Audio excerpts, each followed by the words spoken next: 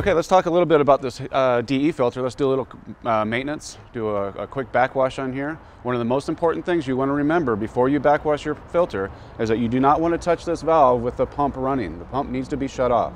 Once that pump is shut off, the first thing you want to do is turn this to the open position and then pull up on the handle and then back to lock to open the filter up for your backwashing.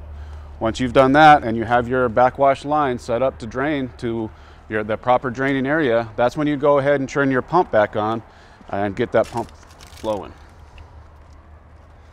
Once your pump has come on, you're going to allow your DE filter to run for approximately 2 to 3 minutes, and that will allow it to evacuate all the dirt and the DE that's in this filter so that you can recharge it and have a nice clean pool for a couple more months.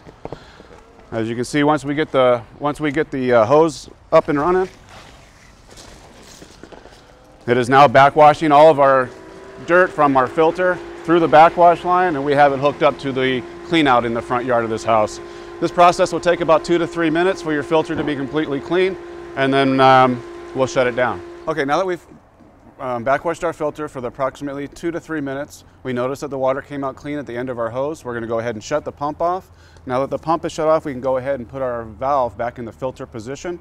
Again, we turn it to the open position, slide it all the way down, and again to the lock position. Very important you get that in the lock position, because once that pump comes on, you don't want this thing to lift out and be able to discharge water. So lock position on your valve. Now you're ready to recharge your filter with DE or diatomaceous earth. That's done by pouring the diatomaceous earth in through the skimmer. On this particular pool, they do have a quick skim Venturi skimmer, so we want to make sure on this valve that we shut the Venturi off completely so we don't have any Venturi action and get any debris or any DE to be discharged into the pool. We want to get that all in this filter. Okay, now that we've got our backwash complete, we've got our valve back in the filter position, we're going to go ahead and recharge our filter with our diatomaceous earth, and that's done by placing it in through the skimmer. Take your skimmer lid off, take your basket out, and now you are ready for recharging your filter. On the back of the bag, you'll see the listings on the bag that'll notify your square footage of your filter, and just match up the amount of DE going into your filter by the square footage on the bag. Pour the DE in fairly slow.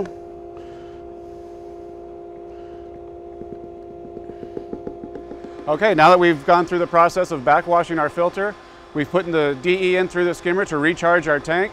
Now what we want to do is we want to set our pressure gauge so we know when the next time it needs to be cleaned.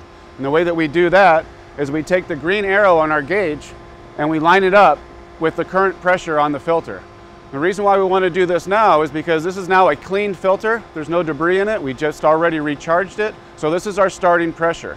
Once our pressure gauge now goes from our green dial to our red dial, that's about a 10-pound fluctuation in pressure. That tells us when we need to backwash the next time. So we've got our filter in the lock position. We can go ahead and shut our pump off and we're done.